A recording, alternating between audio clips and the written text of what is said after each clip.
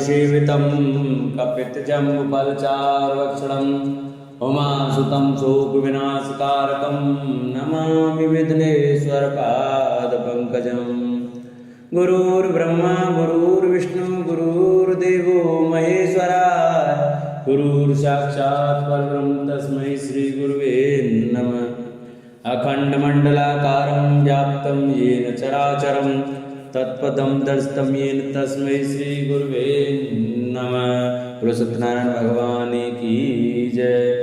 नमस्कार दोस्तों, स्वागत है आपका मेरे YouTube चैनल आर के भक्ति में। दोस्तों, मैं आज आपको पूर्णिमा के दिन सत्यनारायण भगवान की व्रत कथा सुनाऊंगा। कृपया से ध्यानपूर्वक सुने। जो भक्त हमारे चैनल पर नए आए हैं वो हमारे चैनल को सब्सक्राइब करें, वीडियो को लाइक करें और कमेंट में ओम नमो भगवते वासुदेवाय लिखना न भूलें। बोलो सत्यनारायण भगवान की जय। पहला अध्याय श्री हरिनाम। व्यासी ने कहा, एक समय शौनकादिक सभी मुनिगण नैमिषारण्य में एकत्रित हुए और उन्होंने कलयुग में लोगों के हित के लिए वेदों व पुराणों के ज्ञाता श्री सूत जी से पूछा, हे सूत जी, हे वेद वेदांत के ज्ञाता, इस कलयुग में वह कौन सा व्रत तप है जिसके करने से मनवांछित फल मिलता है? हे महामुने, कृपया करके हमें कलयुग में पापों से छुटकारे तथा धन दान देने वाले कोई उपाय बताइए। हम सब ऋषि मुनि आपके श्रीमुख से वह उपाय सुनना चाहते हैं। श्री सूत जी बोले, हे मुनि श्रेष्ठो, तुम धन्य हो जिसने प्राणियों के हित के लिए ऐसा उत्तम प्रश्न किया है। एक बार ऐसा ही प्रश्न नारद जी ने भगवान कमलापति से किया था, वही मैं आपको सुनाता हूँ। एक बार नारद जी भ्रमण करते करते पृथ्वी लोक में जा पहुंचे। उनका यह भ्रमण तीनों लोकों के प्राणियों के परोपकार की भावना को लेकर था। पृथ्वी लोक में जाकर उन्होंने देखा कि वहां लोग तरह तरह के कष्ट भोग रहे हैं। वे बार बार मृत्यु को प्राप्त होते हैं और हर बार विभिन्न योनियों में जन्म लेकर अपने कर्मों पापों का फल भोगते हैं। उन सभी दुखी प्राणियों को देखकर नारद सोचने लगे कि इनका कष्ट किस प्रकार दूर हो, किस प्रकार इन्हें इन दुखों से मुक्ति मिले। यही सब सोचते सोचते वे विष्णु लोक में आ गए। वहाँ चार भुजा भगवान विष्णु शेष सैया पर विराजे हुए थे। वे शंख चक्र गदा व कमल अपने हाथों में धारण किए हुए थे। गले में वनमाला पड़ी थी। नारद जी ने मुक्त भाव से उन्हें देखा, फिर बोले, हे श्री हरि, मन और वाणी से परे है अनंत शक्तिधारी, मैं आपको प्रणाम करता हूँ। हे प्रभु, आपका न आदि है, न मध्य और न अंत है, आप इससे सर्वथा मुक्त हैं। हे सर्वात्मा के आदिकरण, मैं आपको नमस्कार करता हूँ। नारद जी की स्तुति सुनकर भगवान विष्णु ने मुस्कुराकर पूछा, हे नारद, तुम्हारे मन में अवश्य कोई ऐसी बात है जिसके कारण तुम यहाँ आए हो।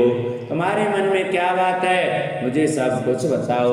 भगवान के ऐसे वचन सुनकर नारद जी ने कहा, प्रभु, मृत्यु लोक के सभी प्राणी अपने पाप कर्मों के कारण बार बार विभिन्न योनियों में जन्म लेकर कष्ट भोग रहे हैं। हे भगवान, यदि आप मुझ पर कृपा रखते हैं तो इन प्राणियों के दुख दूर करने का कोई सुगम एवं छोटा उपाय बताएं।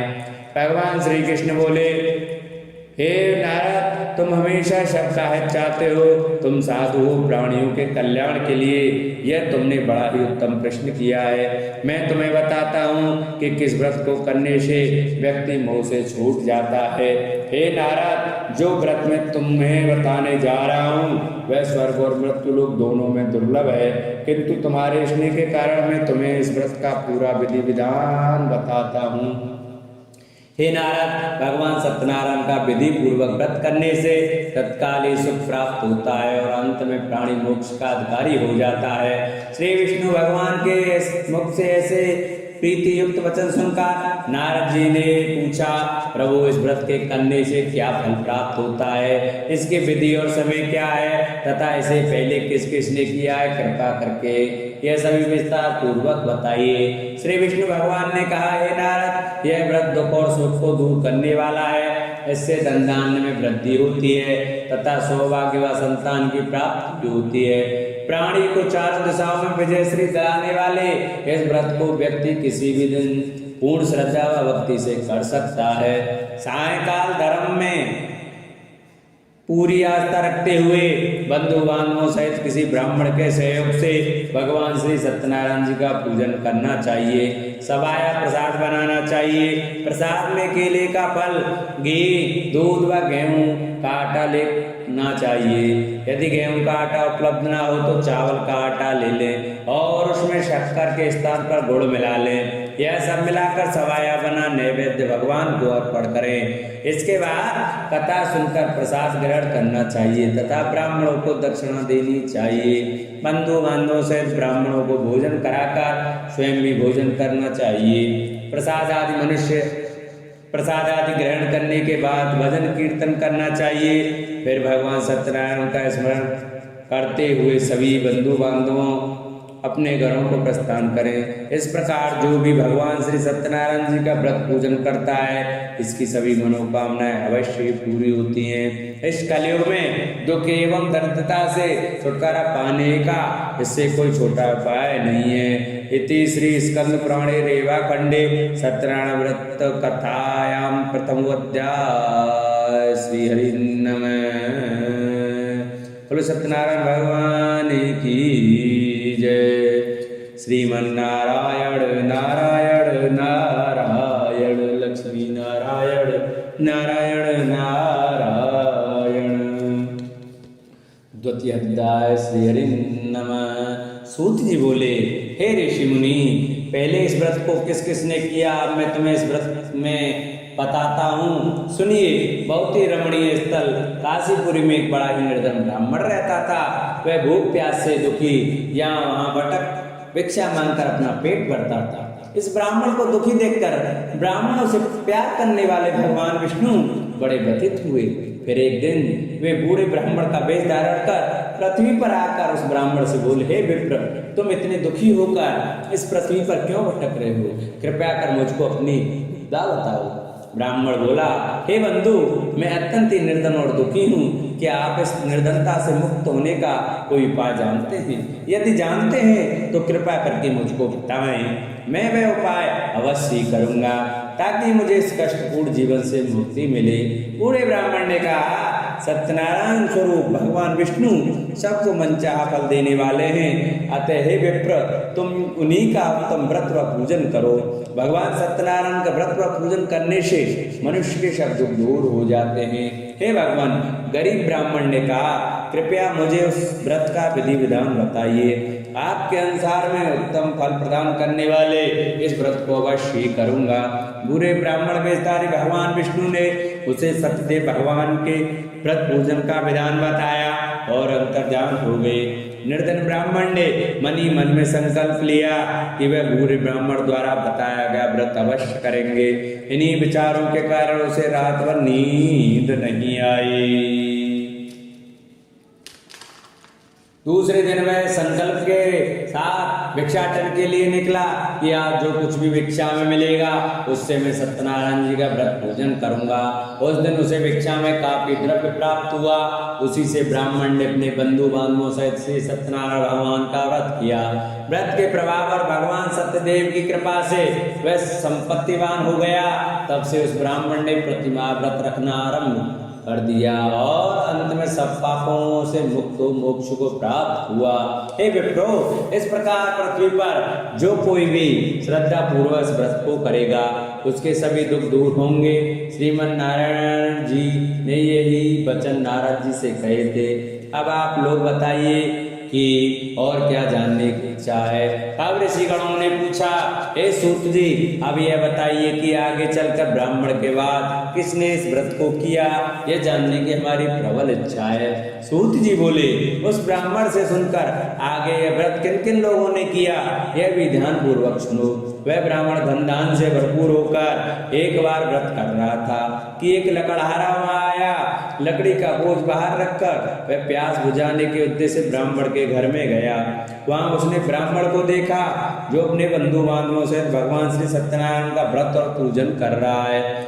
वह सब देख लकड़हारे को बड़ी उत्सुकता हुई। उसने ब्राह्मण को प्रणाम करके पूछा, हे प्रभु, हे ब्राह्मण देव, आप ये किसका पूजन कर रहे हैं और इस पूजन का क्या फल मिलता है? कृपया कर विस्तार पूर्वक मुझे बताइए। ब्राह्मण बोला, हे भाई लकड़हारे, ये हम भगवान सत्यनारायण का व्रत और पूजन कर रहे हैं। सत्यदेव भगवान का यह व्रत सभी मनोरथों को सिद्ध करने वाला और सुख फलदायी है। उन्हीं की कृपा से मेरे घर यह सब संतान और सुख वैभव है। यह जानकर लकड़हारा बहुत प्रसन्न हुआ। वह प्रसाद ग्रहण करके तथा जल पीकर बाहर आया और अपना गट्ठर उठाकर लकड़ी बेचने के लिए शहर को चल दिया।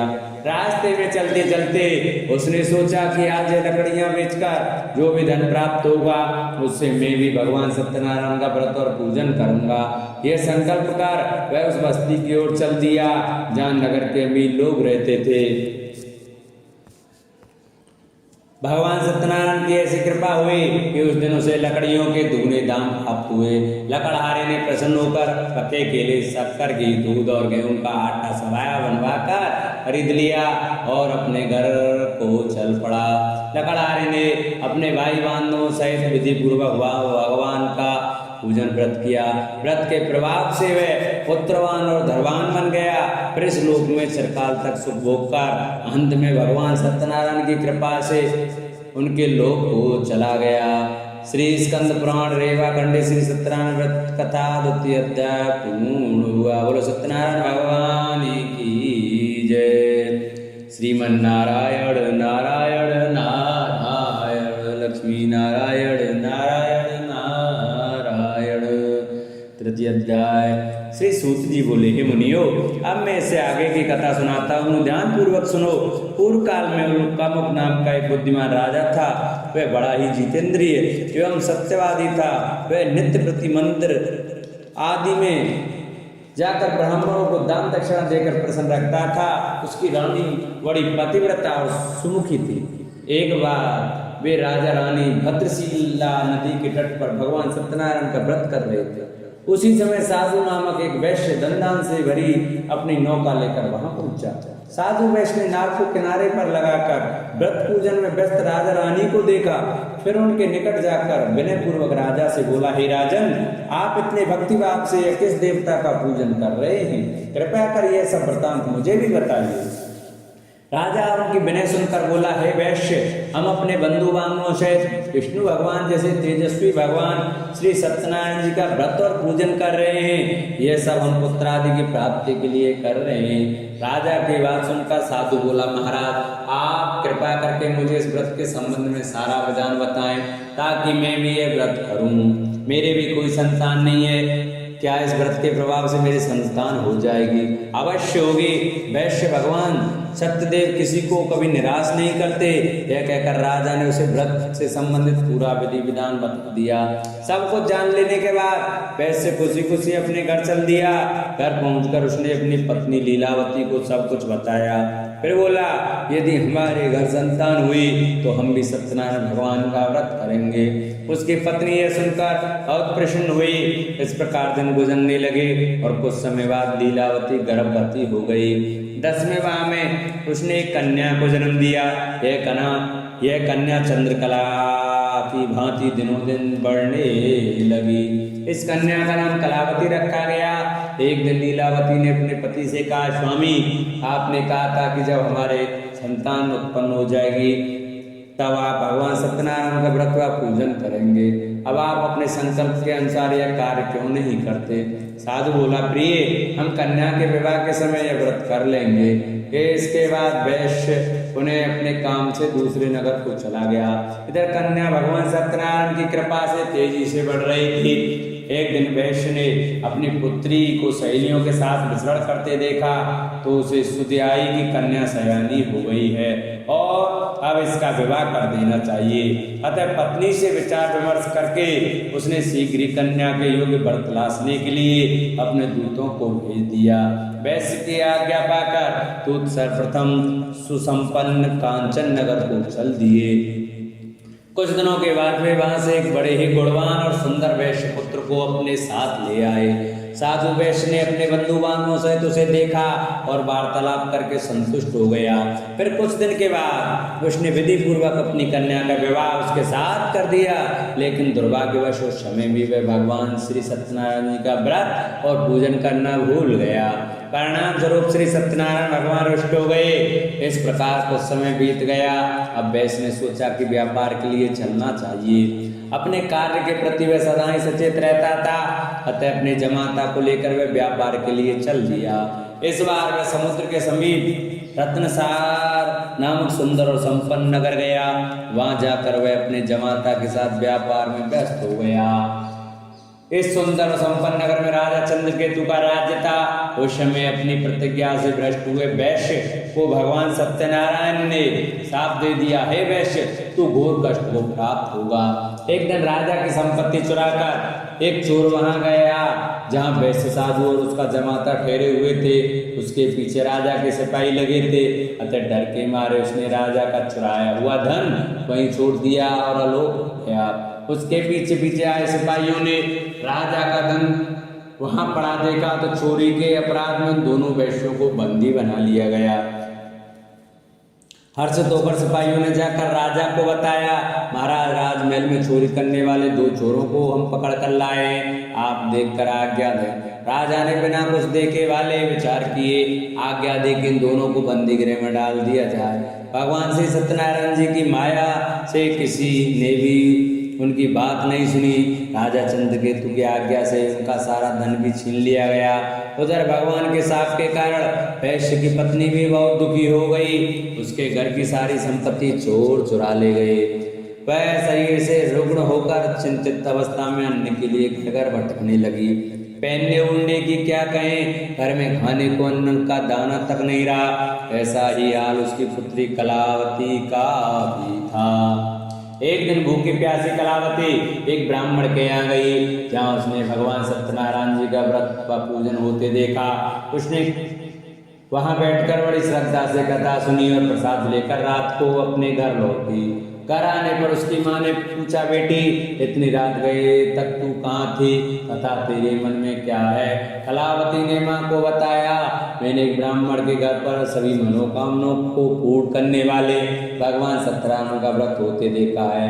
मैं भी वहीं थी और श्रद्धा पूर्वक कथा श्रवण कर रही थी। कन्या की बात सुनकर वैश्य की पत्नी को तत्काल स्मरण आया कि उसके पति ने व्रत करने का संकल्प लिया था, किंतु आज तक व्रत नहीं किया। उसने सोचा कि संभव है इसलिए हम पर यह कष्ट आ गया हो। यह सोचकर उसने तत्काल निर्णय लिया कि अपनी पुत्री के साथ वह भी इस व्रत को करेगी।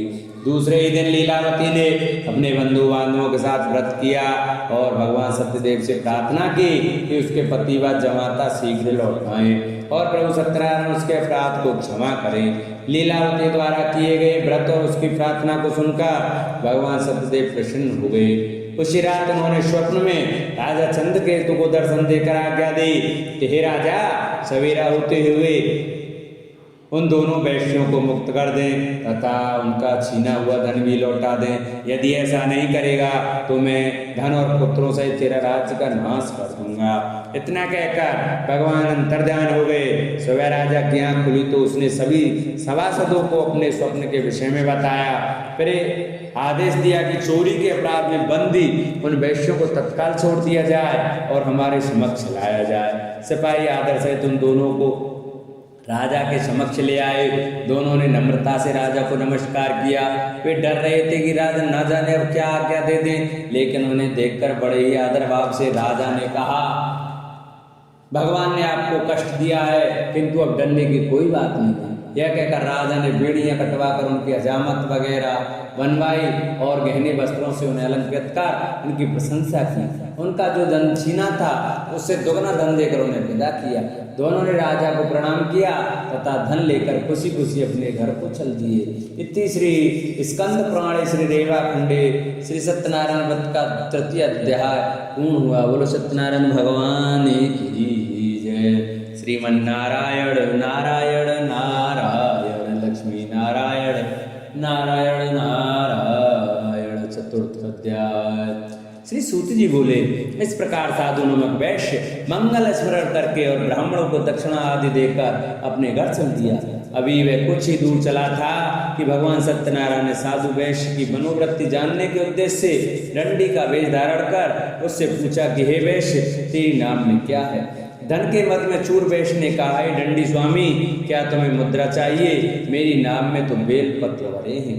वैश्य के ऐसे निष्ठुर वचन सुनकर दंडी वेशधारी भगवान सत्यनारायण का, हे वैश्य, तुम्हारा कहना सत्य हो।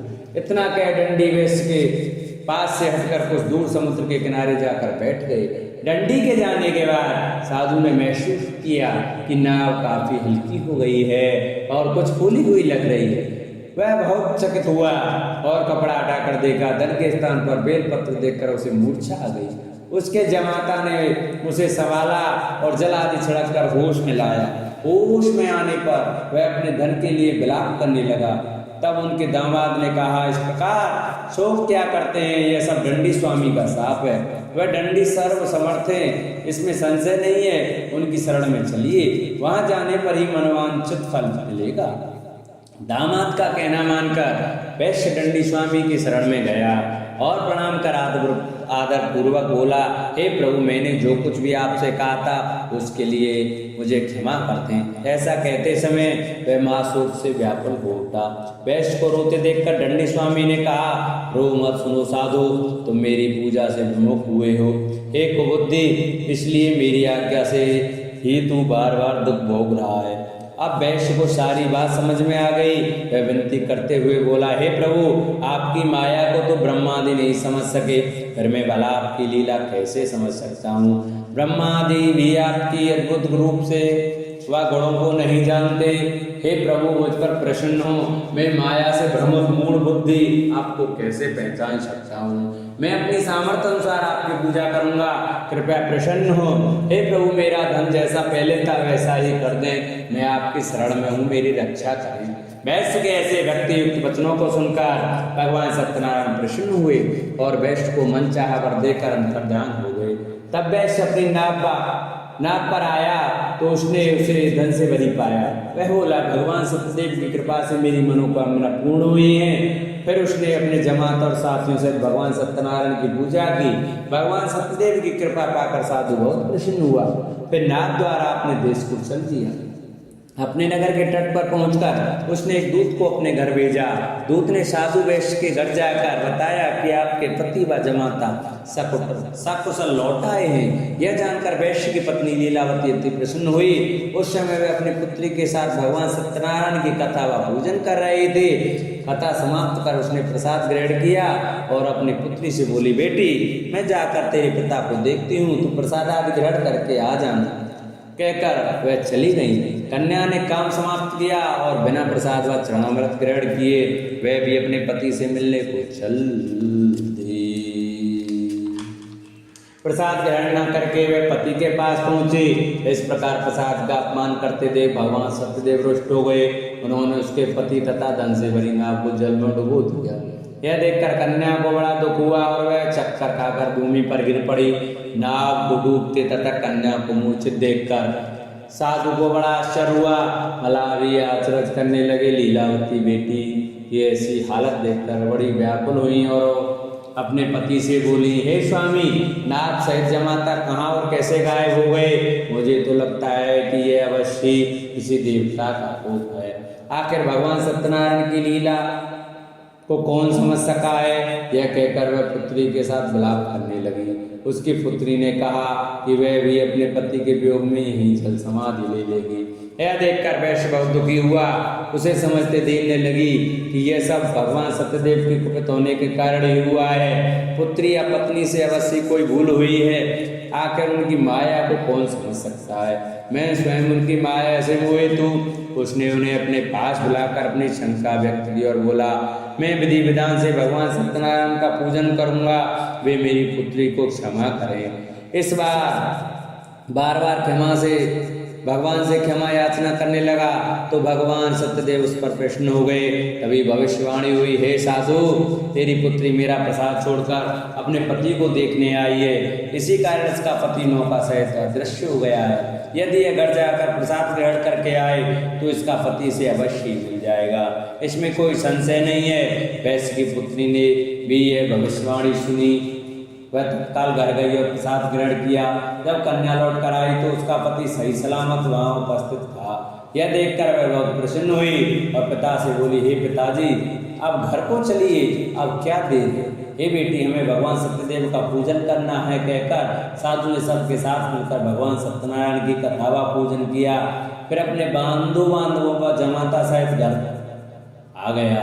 उस दिन के बाद वे प्रत्येक पूर्णिमा संक्रांति को भगवान सत्यनारायण का पूजन करते हुए अनेक सुख भोगता हुआ अंत में भगवान सत्यनारायण के वैकुंठ लोक को चला गया, जो देवताओं के लिए भी दुर्लभ है तथा जहाँ सत्य रज तम तीनों गुण अप्रभावी रहते हैं। श्री स्कंद पुराण के रेवा खंडे की सत्यनारायण भगवान का चतुर्थ अध्याय पूर्ण हुआ। बोलो सत्यनारायण भगवान की जय। श्रीमन्नारायण नारायण नारायण, लक्ष्मी नारायण नारायण नारायण। 5वां अध्याय। श्री सूत जी ने कहा, हे मुनिगणों, सुनो, अब मैं तुम्हें इससे आगे की कथा सुनाता हूँ। तुंगज नामक एक राजा था जो अपनी प्रजा का संतान की भांति पालन करता था, किंतु भगवान सत्यनारायण का प्रसाद न लेने से उसे भी बहुत दुख उठाने पड़े। एक दिन राजा शिकार खेलने के लिए वन में गया, जहाँ उसने बहुत से जीवों का शिकार किया। वहीं एक बड़ वृक्ष के नीचे उसने कुछ ग्वालों को भगवान सत्यनारायण का पूजन करते देखा, किंतु गर्व के कारण न तो वह पूजन स्थल तक गया और न ही भगवान को प्रणाम किया। फिर भी गोप ग्वाले प्रसाद लेकर राजा के पास गए। प्रसाद को राजा के समीप रखकर वे पूजन स्थल को लौट गए। राजा ने प्रसाद की ओर देखा भी नहीं, जिसके कारण उसे बड़ा ही दुख भोगना पड़ा। उसके 100 पुत्र, धन धान्य व राज सभी कुछ नष्ट हो गए। अतः राजा वहीं पहुंचा जहाँ भगवान सत्यदेव का पूजन हो रहा था। वहां जाकर राजा ने ग्वाल बालों के संग भगवान सत्यनारायण का पूजन किया और क्षमा याचना की। इससे भगवान सत्यनारायण प्रसन्न हुए। उनकी कृपा से उसे पुत्र आदि सब कुछ पुनः प्राप्त हो गया। फिर इस जीवन में सुख भोग कर अंत में वह सत्यनारायण भगवान के लोक को चला गया। इस परम दुर्लभ सत्यनारायण व्रत को जो भी धारण करता है और इसकी फलदायी कथा को भक्ति पूर्वक सुनता है, उसे श्री सत्यनारायण की कृपा से भरपूर धन धान्य आदि प्राप्त होते हैं, दर्द धन पाते हैं, बंदी बंधनों से मुक्त हो जाते हैं, भयग्रस्त को भय मिट जाता है। यह निसंदेह सत्य है। इस कथा व व्रत के प्रभाव से व्यक्ति जीवन भर शुभ भोग कर अंत में सतलोक को पाता है। हे विप्रो, यह मैंने सत्यनारायण व्रत की कथा कही। इसके प्रभाव से व्यक्ति सब बंधनों से मुक्त हो जाता है। यह व्रत पूजन कलयुग में विशेष फलदायी है। भगवान सत्यनारायण अलग अलग समय में अलग अलग रूप धारण करके अपने भक्तों को सुख पहुंचाते हैं। कोई उन्हें काल कहता है, कोई ईश्वर कहता है, कोई सत्यदेव तो कोई सत्यनारायण। अनेक रूप धारण कर भी वे मन चाहा फल देने वाले हैं। कलयुग में सत्यव्रत रूपी सनातन सत्यनारायण ही होंगे। सभी को मन चाहा फल देने के लिए भगवान विष्णु ने सत्यनारायण का रूप धर लिया है। हे मुनिगण, जो इस कथा का नित्य पाठ करेंगे अथवा सुनेंगे, श्री सत्यनारायण की कृपा से उनके समस्त पाप नष्ट हो जाएंगे। सूत जी बोले, हे मुनीश्वरों, जिन्होंने सत्यनारायण का व्रत पहले किया था उनके अगले जन्म की कथा सुनाता हूँ, सुनो। महान बुद्धिमान सतानंद ब्राह्मण सुदामा हुआ और कृष्ण की आराधना कर मोक्ष को प्राप्त हुआ। लकड़ी बेचने वाला लकड़हारा भील गुहराज बना और श्री राम जी की सेवा कर मोक्ष का अधिकारी हुआ। राजा उल्कामुख महाराज दशरथ हुए और श्री रंगनाथ की पूजा कर वैकुंठवासी हुए। साधु नामक वैश्य सत्य व्रतधारी मोरध्वज राजा बना। वह आधा शरीर आरे से छीन कर दान देने के कारण मोक्ष को प्राप्त हुआ। राजा तुंगध्वज स्वयं मनु हुए। वे सभी को वैष्णव पथ पर लगा भागवत बना वैकुंठ हो गए। श्री स्कंद पुराण रेवा खंडे श्री सत्यनारायण भगवान का 5वां अध्याय पूर्वा। बोलो सत्यनारायण भगवान की जय। बोलो श्रीमन्नारायण नारायण नारायण, लक्ष्मी नारायण नारायण नारायण। बोलो सत्यनारायण भगवान की जय।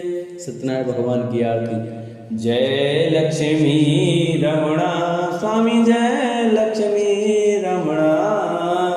सत्यनारायण स्वामी, सत्यनारायण स्वामी, जनपातक हरणा। ओम जय लक्ष्मी रमणा। रत्न जड़ित सिंहासन अद्भुत छविराजे, स्वामी अद्भुत छविराजे। नारद करत निराजन, नारद करत निराजन, घंटा ध्वनि बाजे। ओम जय लक्ष्मी रमणा। प्रकट भये कल कारण, तुझको दर्श दियो स्वामी तुझको दर्श दियो। बूढ़ो ब्राह्मण बनकर, बूढ़ो ब्राह्मण बनकर कंचन महल कियो। ओम जय लक्ष्मी रमणा। दुर्लभ मील कठारो, जिन पर कृपा करी स्वामी जिन पर कृपा करी। चंद्रचूर्ण एक राजा, चंद्रचूर्ण एक राजा, तिनकी विपत हरी। ओम जय लक्ष्मी रमणा। वैश्य मनोरथ पायो, श्रद्धा तज दीनी स्वामी श्रद्धा तज दीनी। सोफल भोग्यो प्रभु जी, सोफल भोग्यो प्रभु जी, फिर स्तुति कीनी। ओम जय लक्ष्मी रमणा। भाव भक्ति के कारण छिन छिन रूप धर्यो स्वामी छिन छिन रूप धर्यो। श्रद्धा धारण कीनी, श्रद्धा धारण कीनी, तिनको कारज सर्यो। ओम जय लक्ष्मी रमणा। ग्वाल वाल संग राजा, वन में भक्ति करी स्वामी वन में भक्ति करी। मनवांचित फल दीनो, मनवांचित फल दीनो, दीन दयालु हरि। ओम जय लक्ष्मी रमणा। चढ़त प्रसाद सवायो, कदली फल सेवा स्वामी कदली फल सेवा। धूप दीप तुलसी से, धूप दीप तुलसी से, राजी सतदेवा। ओम जय लक्ष्मी रमणा। सत्यनारायण जी की आरती जो कोई नर गावे स्वामी प्रेम सहित गावे। रिद्धि सिद्धि सुख संपत्ति, रिद्धि सिद्धि सुख संपत्ति, सहज रूप पावे। ओम जय लक्ष्मी रमणा। बोलो सत्यनारायण भगवान की जय, बोलो विष्णु भगवान की जय। जिन भक्तों को हमारी कथा अच्छी लगी हो वो हमारी कथा को ज़्यादा से ज़्यादा शेयर करें। जो भक्त हमारे चैनल पर नए आए हैं वो हमारे चैनल को सब्सक्राइब करें, वीडियो को लाइक करें और कमेंट में ओम नमो भगवते वासुदेवाय, ओम सत्यनारायण भगवान की जय लिखना न भूलें। बोलो सत्यनारायण भगवान की जय। गणेश कथा के अनुसार एक बार देवता कई विपदाओं से घिरे थे, तब वह मदद मांगने भगवान शिव के पास आए। उस समय शिव के पास कार्तिकेय तथा गणेश जी बैठे थे। देवताओं की बात सुनकर शिव जी ने कार्तिकेय व गणेश से पूछा कि तुम में से कौन देवताओं के कष्टों का निवारण कर सकता है। तब कार्तिकेय व गणेश जी दोनों ने ही स्वयं को इस कार्य के लिए सक्षम बताया। इस पर भगवान शिव ने दोनों की परीक्षा लेते हुए कहा कि तुम दोनों में से जो सबसे पहले पृथ्वी की परिक्रमा करके आएगा वही देवताओं की मदद करने जाएगा। भगवान शिव के मुख से यह वचन सुनते ही कार्तिकेय अपने बाण मोर पर बैठकर पृथ्वी की परिक्रमा के लिए निकल गए। परंतु गणेश जी सोच में पड़ गए कि वह चूहे के ऊपर चढ़कर सारी पृथ्वी की परिक्रमा करेंगे तो इस कार्य में उन्हें बहुत समय लग जाएगा। तभी उन्हें एक उपाय सूझा। गणेश अपने स्थान से उठे और अपने माता पिता के साथ बाहर परिक्रमा करके वापस बैठ गए। परिक्रमा करके लौटने पर कार्तिकेय स्वयं को विजेता बताने लगे। तब शिव जी ने श्री गणेश से पृथ्वी की परिक्रमा न करने का कारण पूछा। तब गणेश ने कहा, माता पिता के चरणों में ही समस्त लोक हैं। यह सुनकर भगवान शिव ने गणेश जी को देवताओं के संकट दूर करने की आज्ञा दी। इस प्रकार भगवान शिव ने गणेश जी को आशीर्वाद दिया कि चतुर्थी के दिन जो तुम्हारा पूजन करेगा और रात्रि में चंद्रमा को अर्घ देगा उसके तीनों ताप यानी दैहिक ताप, देविक ताप तथा भौतिक ताप दूर होंगे। इस व्रत को करने से व्रतधारी के सभी तरह के दुख दूर होंगे और उसे जीवन के भौतिक सुखों की प्राप्ति होगी। चारों तरफ से मनुष्य की सुख समृद्धि बढ़ेगी, पुत्र पौत्र आदि धन ऐश्वर्य की कमी नहीं रहेगी। एक समय की बात है, राजा हरिश्चंद्र के राज्य में एक कुमार था। वह मिट्टी के बर्तन बनाता लेकिन वे कच्चे रह जाते थे। एक पुजारी की सलाह पर उसने इस समस्या को दूर करने के लिए एक छोटे बालक को मिट्टी के बर्तनों के साथ आवा में डाल दिया। उस दिन संकष्टी चतुर्थी का दिन था। उस बच्चे की मां अपने बेटे के लिए परेशान थी। उसने गणेश जी से बेटे की कुशलता की प्रार्थना की। दूसरे दिन जब कुमार ने सुबह उठकर देखा तो आमा में उसके बर्तन तो पक गए थे, लेकिन बच्चे का बाल बांका भी नहीं हुआ था। वह डर गया और राजा के दरबार में जाकर सारी घटना बताई। इसके बाद राजा ने उस बच्चे और उसकी माँ को बुलवाया तो माँ ने सभी तरह के विघ्न को दूर करने वाली संकष्टी चतुर्थी का वर्णन किया। इस घटना के बाद से महिलाएं संतान और परिवार के सौभाग्य के लिए संकट का व्रत करने लगी। एक समय की बात है कि विष्णु भगवान का विवाह लक्ष्मी जी के साथ निश्चित हो गया। विवाह की तैयारी होने लगी। सभी देवताओं को निमंत्रण भेजे गए, परंतु गणेश जी को निमंत्रण नहीं दिया। कारण जो भी रहा हो, अब भगवान विष्णु की बारात जाने का समय आ गया। सभी देवता अपनी पत्नियों के साथ विवाह समारोह में आए। उन सब ने देखा कि गणेश जी कहीं दिखाई नहीं दे रहे हैं। तब वे आपस में चर्चा करने लगे कि क्या गणेश जी को नहीं नौता या स्वयं गणेश जी ही नहीं आए हैं। सभी को इस बात पर आश्चर्य होने लगा। तभी सबने विचार किया कि विष्णु भगवान से ही इसका कारण पूछा जाए। विष्णु भगवान से पूछने पर उन्होंने कहा कि हमने गणेश जी के पिता भोलेनाथ महादेव को नौता भेजा है। यदि गणेश जी अपने पिता के साथ आना चाहते तो आ जाते, अलग से नौता देने की कोई आवश्यकता नहीं थी। दूसरी बात यह है कि उनको 1.25 मन मूंग, 1.25 मन चावल, 1.25 मन घी और 1.25 मन लड्डू का भोजन दिन भर में चाहिए। यदि गणेश जी नहीं आएंगे तो कोई बात नहीं, दूसरे के घर जाकर इतना सारा खाना पीना अच्छा भी नहीं लगता। इतनी वार्ता कर ही रहे थे कि किसी एक ने सुझाव दिया, यदि गणेश जी आ भी जाएं तो उनको द्वारपाल बनाकर बैठा देंगे कि आप घर की याद रखना। आप तो चूहे पर बैठकर धीरे धीरे चलोगे तो बारात से बहुत पीछे रह जाओगे। यह सुझाव भी सबको पसंद आ गया, तो विष्णु भगवान ने भी अपनी सहमति दे दी।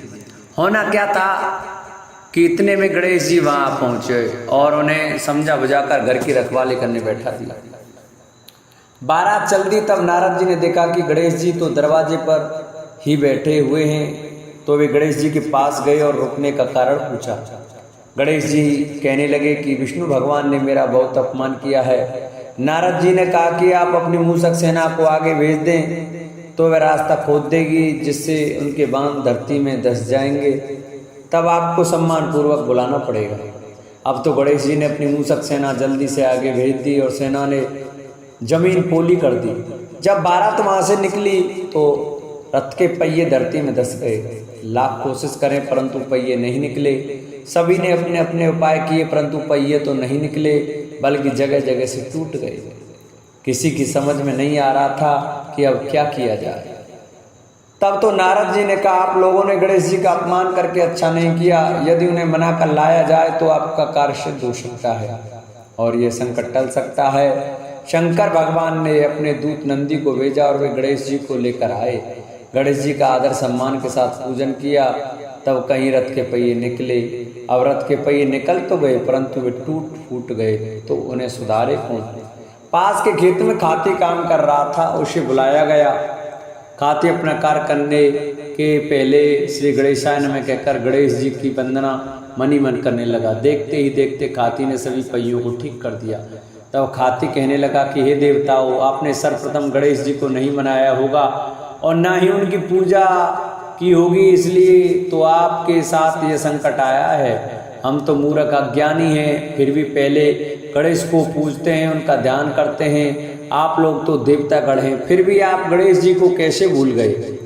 अब आप लोग भगवान श्री गणेश जी की जय बोलकर जाएं तो आपके सब काम बन जाएंगे और कोई संकट भी नहीं आएगा। ऐसा कहते हुए बारात वहां से चल दी और विष्णु भगवान का लक्ष्मी जी के साथ विवाह संपन्न करा के सभी सकुशल घर लौट आए।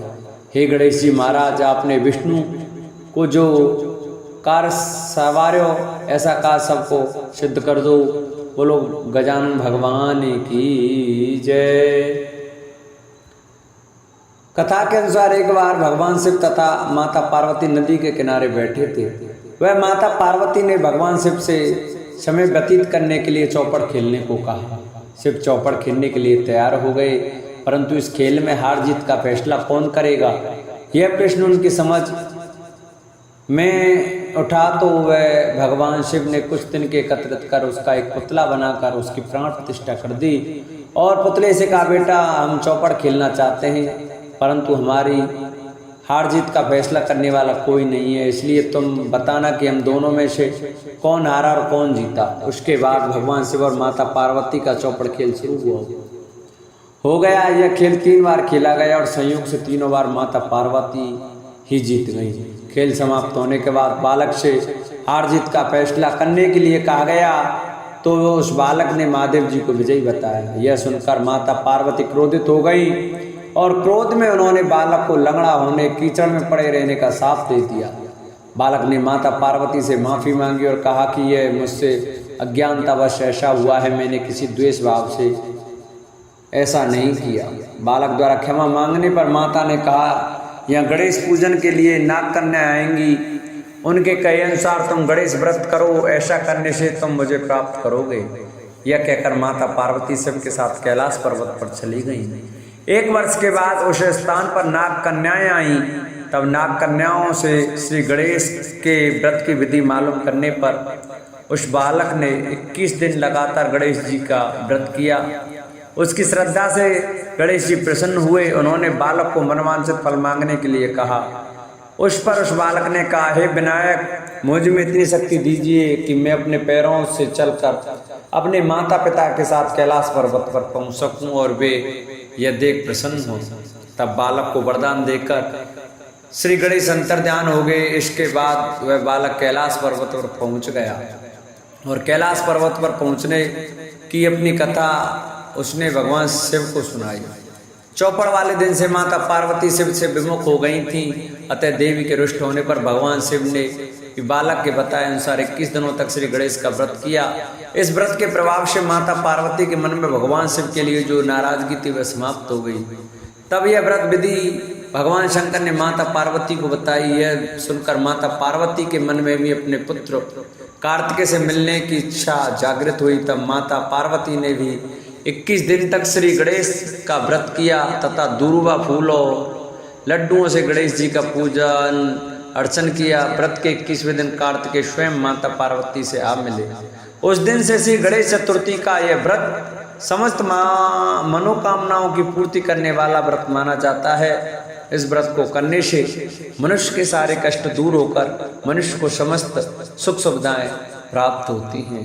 बोलो गणेश भगवान की जय। जिन भक्तों को हमारी यह वीडियो अच्छी लगी हो, हमारी कथा अच्छी लगी हो, तो हमारी वीडियो को ज़्यादा से ज़्यादा शेयर करें, जिससे कि और भी भक्त हमारी कथा को सुन सकें और भगवान शंकर, माता पार्वती और गणेश जी के प्रति उनका प्रेम ज़्यादा से ज़्यादा बढ़े।